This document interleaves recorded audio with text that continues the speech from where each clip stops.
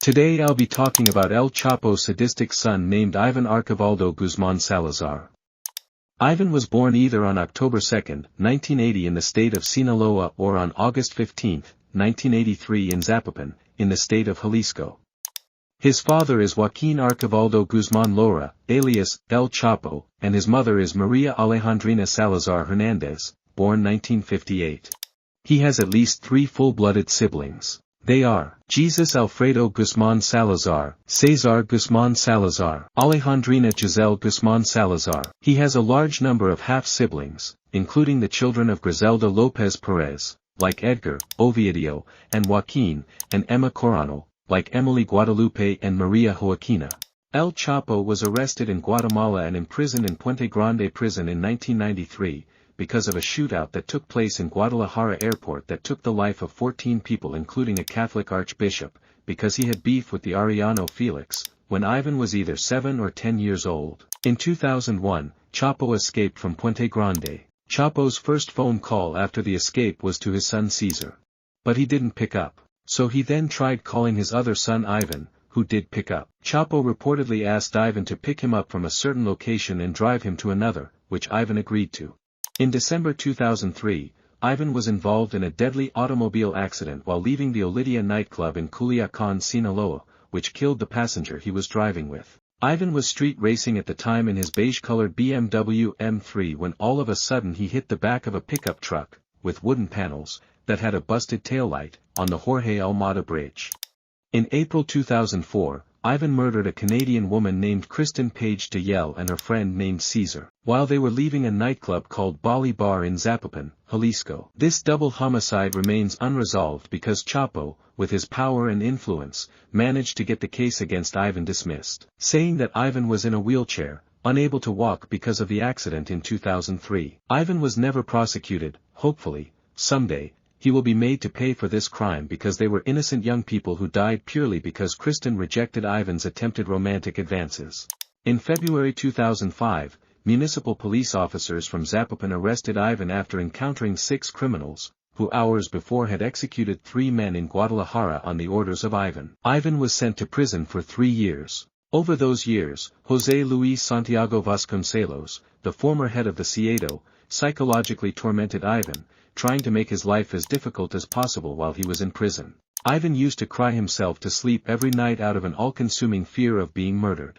At a court hearing, prosecutors argued their case for the use of illicit funds, saying that Ivan had a luxury vehicle that he knew was bought with his father's drug money and that he later kept insurance money after the vehicle was reported stolen. But the judge ruled that an aunt had bought the car. The dismissal of the illicit funds charge meant that Ivan was now eligible for bail. In June 2005, Ivan posted $55,225 in bail and he was released from prison. Ivan was immediately rearrested by federal agents upon his release, this time on charges of participating in a drug money laundering scheme based out of Juarez, Chihuahua. January 21, 2008, the Sinaloa cartel figure Alfredo Beltran Leyva was arrested in Culiacan, Sinaloa. Just a few months later, in April 2008, Judge José Luna Altamirano ruled that Ivan had been convicted based on subjective, personal assessments that lacked a legal basis. Therefore Ivan's 5-year prison sentence was revoked, leading to Ivan's immediate release from prison. It's worth noting that Judge Luna Altamirano was later accused of consistently ruling in favor of cartel figures and later investigated by the Federal Judiciary Council on suspicion of having accepted over 13 million pesos worth of bribes. Excelsior columnist Jorge Fernandez Menendez referring to Luna Altamirano as Chapo's judge back in 2005. And thus, on April 11, 2008, Ivan walked out of La Palma prison as a newly free man. According to Mayo's son Vicentillo, Arturo Beltran Leyva told Mayo that he believed that Chapo had made a deal in exchange for his son being released. On April 30, 2008, the federal police descended upon Culiacan, raiding multiple Beltran safe houses simultaneously, having been given details about their locations by Chapo. And thus, war between the Sinaloa cartel and the Beltran Leyva brothers began. The fighting took over Sinaloa. On May 8, 2008, Ivan's half-brother Edgar Guzman Lopez, alias El Moreno, was shot down by hitmen in the parking lot of a shopping center in the Tres Rios neighborhood of Culiacan, Sinaloa. He was killed alongside his cousin Cesar Ariel Lora Guzman, and Arturo Meza Cazares. Edgar's widow Frida Sofia Muñoz Roman announced that it was the Beltran Leyva brothers who killed her husband, but there were rumors that Edgar was not killed by the Beltrans but by Sinaloa cartel hitmen working under Mayo's head of security, Macho Prieto. In November 2008, he orchestrated the death of José Luis Santiago Vasconcelos, which was said to have been accidental. Ivan did this because when Santiago Vasconcelos was the director of Ciedo, he tormented Ivan during his time in prison, and he tried to get Ivan to turn in Chapo. Santiago Vasconcelos died in an aviation accident that took place in Mexico City. One night in 2009, in the city of Culiacán, a flashy sports car was delivered to the Mercedes-Benz dealership. Ivan, Alfredo, and Sergio, likely Sergio Vega Mendoza, alias El Latigo, rolled up to the dealership in a large armored Jeep Grand Cherokee SUV while protected by 2 escort vans which had 8 bodyguards inside with handguns and long-barrel firearms, with grenade launcher attachments. When they were taking the sports car off the platform, federal police officers snuck up behind Ivan and surprised everyone.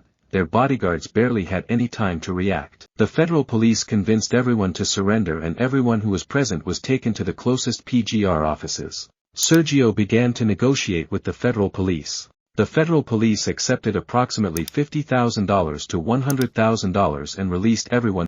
In August 2010, a Beltran Leyva associate named Israel Rinson Martinez, alias El Guacho, killed a man who he assumed was Chapo's son Jesus Alfredo Guzman Salazar. Unbeknownst to El Guacho, the man he had actually killed was Marcial Fernandez, the son of Chapo's close collaborator Marcial Fernandez Valencia, alias La Puerca. This misidentification was likely due to both Marcial and Jesus Alfredo driving similar-looking white sports cars. Guacho attempted to lay low and hide out from their hitmen, but just 1 month later, he and his bodyguards were spotted in Sinaloa and subsequently kidnapped by Chapo's. Guacho and his hitmen were reportedly temporary holding location, the ranch of one of Chapo's bodyguards, Manuel Alejandro Aponte Gomez, alias El Bravo, which was located in Las Piedras. They held Guacho in the bathroom, tied up to pipes on the shower head.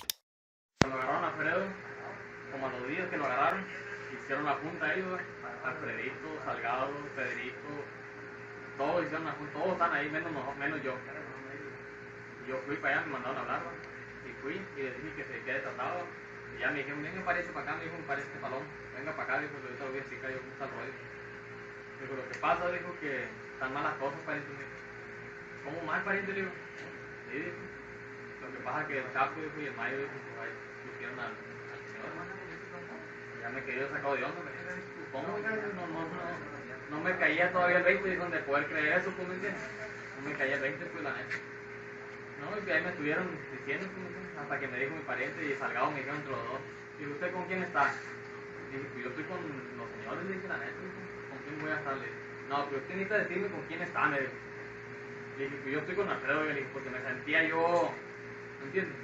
Como estaba ahí con ellos, yo me sentía presionado, ¿me entiendes? Y yo le dije, pues la verdad, le dije, pues yo respeto mucho al Chapo, y le dije, es la gente mía, pues yo fue con el primerito que empezó a trabajar, yo le dije, con él. No, le digo, pero usted le ha echado la mano también a Alfredo, y tiene que estar con él. Pues Simón, le estoy con él. Y en eso me pasaron la llamada de Arturo. Dijo, tenga, hable usted con él. ¿Pero quién es? Es don Arturo. Y ya le contesté, bueno, le digo, ¿usted con quién está, chavalón? Le digo, pues yo estoy con su hermano, le dijo, y con el señor. No, aquí que no va a estar aquí con el Chapo, digo, con la prima, dijo. Aquí no va a estar con la prima, dijo. ¿Usted va a estar con mi hermano o no va a estar con nadie a la verga? Me dijo. Oiga, le dije, pero ¿por qué está pasando? Así como le estoy diciendo, me dijo, a la verga, dijo. O va a estar para acá con nosotros, o si no, diga de una vez. Verga, dijo, me van a matar aquí. ¿Entiendes? Entonces ya fue cuando me mandaron para allá. Me dijeron, no, pues aquí lo espero, dijo. Como a los 3 días hicieron una junta allá en Cuernavaca. Y fuimos, la neta, yo fui también, ¿no? Y ya fue cuando nos dijo él, no, dijo, pues se van a encargar de esto y otro, dijo, yo les voy a mandar dinero, dijo, para que vayan a hacer operativo, rente casos, dijo, y vaya y compre rifles, dijo. ¿Dónde? Para el otro lado, pues. Que yo me encargara de traerle rifles pues, a todos los players. ¿El operativo dónde?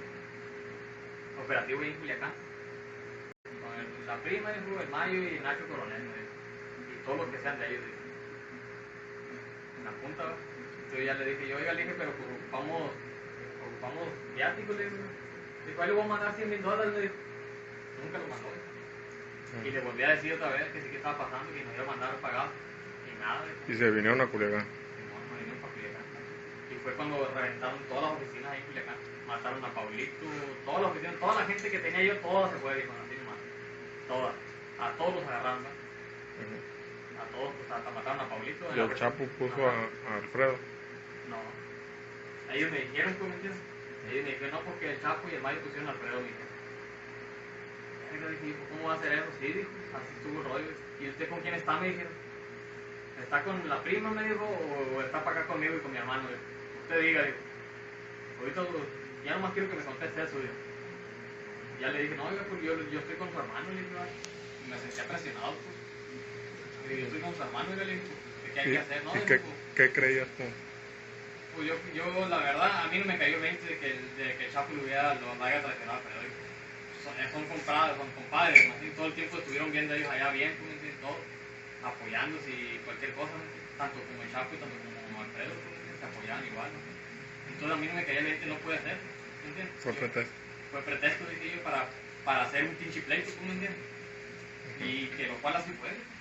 Demeso Jr. says that he witnessed Chapo's sons Ivan and Ovidio torture Guacho, cutting off his ear, pulling out his teeth with pliers, and electrocuting him. At Bravo's ranch that night, one of Guacho's bodyguards was tied to a tree outside the ranch house and Ovidio reportedly beat him with a baseball bat. The next day, Chapo arrived in the Sinaloan town of El Dorado, the birthplace of Demeso Sr., and he asked Demeso Sr. find him a location where he could interrogate Gaucho himself in person. Demeso Sr. reportedly offered up his ranch in El Dorado and Guacho was transported there. Then the infamous videotaped interrogation occurred, the footage of which became a central part of Chapo's U.S. trial. Dinero ellos. Resulta que él mandaba un teléfono. ¿Quiénes eran ellos? De la gente de nosotros mandaba el ¿quién nos manda? El que mataba ayer. Ese fue su pinche madre de la casa de grupo entonces. El que era el encargado de todo Mantrán. No, este colombiano. El colombiano le mandaba órdenes a él. Y otro colombiano. Y nosotros también. Todas las bolas que aún estamos muertos. Hay que agarrar a esa vieja para que lo ponga todos los datos. Sí. Y él el que lo recogía, él, el que nos dio yo. Entonces, dejo de Zacatecas también hay mandado, ¿no? Sí, ahí sí puede ser San Juan. Son los que están ahorita del norte. ¿Dónde Zacatecas? Sí. Y Pomoches, también hay gente de ahí, de Zacatecas. Y ese que digo, 4, que es el Villanueva y el otro. ¿Dónde hay gente de Zacatecas? En los mochis y ahorita acá en los limones. ¿No están echando las tiras? No, pues no. Antes hay gente que es Mazatlán. Sí, habían llegado para acá, pero eso lo mandaron para allá, para el monte. ¿Y en los mochis cuántos hay? No sé cuántos hay. Pero nos pidieron varias camionetas, no sé cuántos van a mandar. ¿A dónde? Con los mochis. ¿De dónde? De aquí. Entonces me quedan 2 camionetas porque van a llegar gente y nosotros les estaban mandando camionetas. Ya, mandamos camionetas por noche ustedes. Sí. ¿Y para Nayarit? Para Nayarit. Nayarit no mandaban nada. Pero sí se fue gente para Nayarit. Ese derecho. In 2012, Ivan had Leopoldo Ochoa Juarez, alias Polo Ochoa, murdered in order to avoid paying the $8 million Ivan's family owed to Polo. In 2013, Ivan commissioned the artist Código FN to write a narco ballad praising him and his cartel exploits. The group came up with the song, Ivan el Mayor. This was neither the first, nor last, narco ballad that Ivan would have commissioned, but it stands out amongst his collection of songs because the music video features one of his custom pistols, with a Nazi insignia depicted through gemstones and precious metals. The gun can be seen here within the video. For anyone confused by the idea of a Mexican person loving a white supremacist group like the Nazis, please note that some Mexicans engage in a type of colorism which classifies other Mexicans as either white or non-white, depending on their skin tone. And the video also features a white Lamborghini that's owned by Ivan, which was rumored to be a gift sent by his major drug distributor in Los Angeles, Eddie Escobedo, alias El Mago. In August 2015, Ivan ordered the murder of Nayeli Medrano Pampa, a military office worker. The woman was found executed with several gunshots from automatic rifles, inside a Ford Fusion vehicle in Culiacán, Sinaloa. In September 2016, Ivan ordered that a group of soldiers be ambushed in Culiacán, Sinaloa. The attack led to the death of 5 military soldiers. Ivan has attempted to have the Secretary of Sinaloa State Security, Cristobal Castañeda, assassinated in the past, and to this day, Ivan still continues to try to have him killed. In late 2016 or early 2017, Ivan attempted to have the Secretary of Defense, head of the Army, General Salvador Cienfuegos killed while he was in Mexico City, in the Cuauhtémoc neighborhood, in an apartment that the general had on Lerma Street, 2 blocks from the Angel of Independence. Ivan ordered the hit because General Cienfuegos had launched a campaign to kill Ivan and had sent 3 groups of special forces to Sinaloa to find him and eliminate him, following an earlier ambush on the military that Ivan had ordered in Culiacán. In 2020, Ivan ordered the assassination of El Chino Antrax. He was killed in Culiacán, Sinaloa, on May 16, 2020, after Chino's dumbass went back to Culiacán after cooperating with the U.S. government. In August 2020, Ivan ordered the execution of Julio Cesar Carrillo Leiva, the son of Amado Carrillo Fuentes, alias El Señor de los Cielos, or the Lord of the Skies. In February 2021, Ivan ordered the murder of Pedro Camilo, a military officer in Culiacán.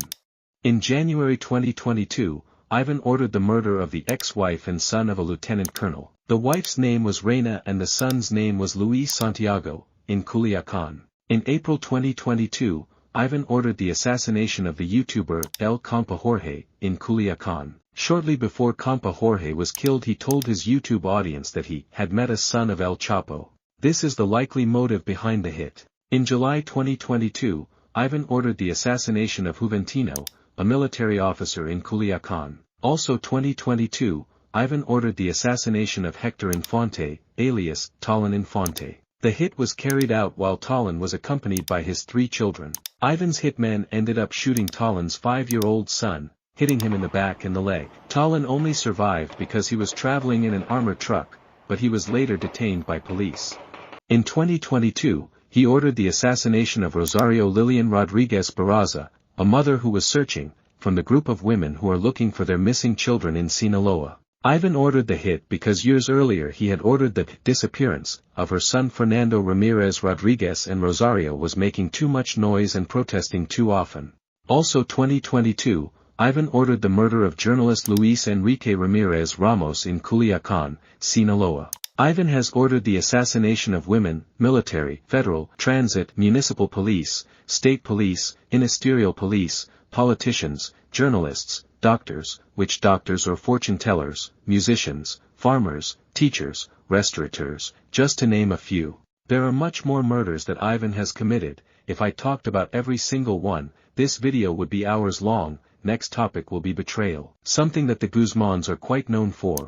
Just like how El Chapo turned El Machomo into the government, Ivan also turned in his nephew Alfredo Beltran Guzman, the son of El Machomo. Except Ivan's deal with federal police was actually for them to kill El Mocamito. However, federal police happened to find him in a public place and there were many people watching, so they decided to capture him, and this history repeats itself. Ivan wanted to kill Nini because he was fed up with all the complaints he was receiving about Nini's behavior and because Nini was heating up the plaza. Ivan also didn't like that Nini was gaining a lot of attention from his social media posts and a series of corridos. Ivan resented that there was another CDS character that was on everyone's lips. But Jose Angel Canoballo asked Ivan not to kill Nini. He told Ivan that it was better to have Nini where he was, because many people followed him and were afraid of him and that was good for business. Ivan reluctantly accepted the advice because he did not like to go against Jose Angel's wishes because he's the one who brings in the most money in the company. In May 2022, Nini's convoy of hitmen entered into a shootout with military soldiers in the city of Culiacán. Nini allegedly made it out of the encounter without being killed or arrested. Ivan gave his location up. When Juan Guzman Rocha, alias El Juancho, was killed on the order of his cousin El Chapo, El Juancho's widow was robbed of close to $100 million. Her money was split between Juancho's aide/personal assistant, Secretario, and the Guzman family, and Ivan kept most of that money for himself. When Leopoldo Ochoa Juarez alias El Polo Ochoa was killed by Chapo because he didn't want to pay the $30 million that Ochoa loaned him, Ivan stole money, property, cars, watches from him. The Easter week after Polo's death, Ivan bragged in Mazatlan about a gray Super Duty pickup truck and a diamond watch on his wrist. He mockingly said, "This is what Polo left me." Also in social gatherings he mocked Polo, saying, "We paid Polo the $8 million that we owed him out on the pier," implying that they had paid him by murdering him. Now the finale, the Emma Coronel's threats. Ivan ordered her to hand over all the properties that El Chapo had given her, because those properties belonged to her children, with Chapo, and were not Emma's. Ivan told Emma that, as her children's older brother, he was going to manage their property for them until they grew up, and that if she, Emma, kept even one thing he would kill her. This video is for informational purposes only, to show just how sadistic and horrible the cartel lifestyle truly is. It is not meant to glorify it, but to shine light on something that too often stays in the dark. Iván is not the only one, there are hundreds of thousands of Iváns in Mexico. The truth is, the Mexican government is deeply corrupt and entangled with the cartels, which is why this cycle of violence never ends. As a Mexican American, I understand how the narco lifestyle can sometimes appear glamorous, but in reality, it should be frowned upon. It has caused the loss of countless innocent lives, endless bloodshed, and deep suffering. This is a reality that must be acknowledged, and it's something that desperately needs to be dealt with. Therefore, if you watch to the end, thank you so much. I will be back with more.